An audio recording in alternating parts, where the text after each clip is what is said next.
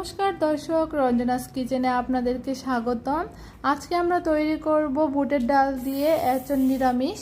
তো দেখলেন আমরা বুটের ডালটা কিন্তু এক পাশে বসিয়ে দিয়েছি। বুটের ডালটা ফুটতে ফুটতে এদিকে আমরা এঁচোড়টা কেটে নিচ্ছিলাম। এঁচোড় কাটার সময় হালকা কষ হাতে লাগতেই পারে, সেই জন্য আপনারা তেল মাখিয়ে নেবেন। আর এই যে আমার বাবাটা এদিকে ওর দাদু বাজার থেকে সিঙ্গারা সমোসা নিয়ে আসছিল, ও সেটা আমাদেরকে দিতে এসেছে। তারপরে এই যে আমরা এঁচোড়টিকে ভালোভাবে কেটে নিচ্ছি খোসা ছাড়িয়ে, আর জলে ভিজিয়ে রেখেছিলাম যেন আঠাটা ছেড়ে যায়। তারপর একটু একটু করে সবগুলো আমরা কেটে নিচ্ছিলাম। এই যে কাটা কিন্তু হচ্ছে, আর ওইদিকে ডালটা ফুটছে। ডালটা ফুটতে ফুটতে আশা করি আমাদের এঁচোড়টাও কাটা হয়ে যাবে। এই যে ডালটা কিন্তু হালকা ফুটে যাচ্ছিল, আমি মাঝে মাঝে নাড়াচাড়া দিয়ে দিচ্ছিলাম। আর এইদিকে এই যে মশলাটা ভেজে রাখছিলাম, বড় ধনিয়া আর জিরে, এটা ভেজে তারপর আমরা শিলপাটায় বেটে নিচ্ছিলাম। আর এইদিকে আমি এঁচোড়টাকে সিদ্ধ দিয়ে দিয়েছিলাম। মশলাটা বাড়তে বাড়তে এইদিকে এঁচোড়গুলো আবার সিদ্ধ হয়ে গেছিলো, সেই জন্য আমি নামিয়ে নিচ্ছিলাম। হালকা সিদ্ধ করলেই হবে, যেহেতু এটা কচি কাঁঠাল ছিল সেই জন্য সিদ্ধ ভালোই হয়েছে। এবার একটি কড়াইয়ে তেল দিয়ে দিলাম। তারপর এঁচোড়গুলোকে, সিদ্ধ করা এঁচোড় এটাকে ভালো করে, মানে বেশি না, একটু হালকা ভেজে নিলেই হবে। সেই জন্য আমরা এটাকে লবণ আর হলুদ দিয়ে দিয়েছিলাম একটু ভাজার জন্যে। তারপরে এই যে ভাজা হয়ে গেলে আমরা ডালে দিয়েও দিয়েছি, দেখছেন। তারপর এটাকে একটু নাড়াচাড়া করে আবার এটাতে হালকা পরিমাণ হলুদ আর কাঁচা লঙ্কা চিড়ে দিয়ে দিয়েছিলাম। বেশি দেইনি, কারণ যেহেতু ছোট বাচ্চা আছে বাসায়, ওরা আবার বেশি ঝাল হলে খেতে পারে না। এবার একটু চিনি দিয়ে দিলাম।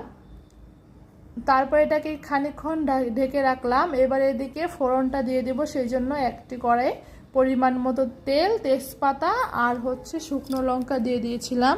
শুকনো লঙ্কা আর তেজপাতাটা যখন একটু হালকা লালচে কালার হয়ে আসবে তখন এতে দিয়ে দিব পাঁচফোড়ন আর আদা। এটা যেহেতু নিরামিষ তাই আমরা পাঁচফোড়ন আর আদাটা এখানে ব্যবহার করেছি। আর এই যে এখন এতে আমরা ফোড়নটা ঢেলে দিয়েও দিব, যেহেতু এটা হালকা মানে গাঢ় গাঢ় হয়ে আসতেছিল, এই জন্য আমরা ফোড়নটা দিয়ে দিয়েছি। ফোড়নটা দেওয়ার পর কিন্তু খুব সুন্দর একটা গন্ধ আসছিল।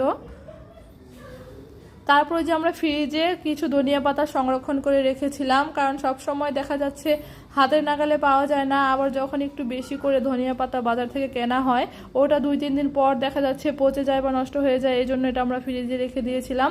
তারপরে এই যে এখন ফ্রিজে থাকার কারণে এটা দিয়েও দিতে পারলাম। তারপরে যে ধনিয়া আর জিরে গুঁড়োটা দিয়ে দিলাম।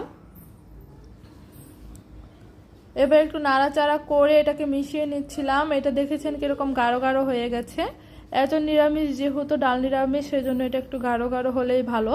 আর সাধারণভাবে সবজি ছাড়া যদি আমরা অন্য কোনো ডাল রান্না করি তাহলে একটু ঝোলা হলেও হয়, কিন্তু এটা গাঢ় গাঢ়ই রান্না করতে হয়, যেহেতু এটা এঁচোড়ের, বেশি ঝোলা করলে এটা ভালো লাগবে না। তারপর এই যে হয়েই গিয়েছিল প্রায়। এবার আমরা গ্যাসটিকে বন্ধ করে এই যে একটু ঘি দিয়ে দিলাম।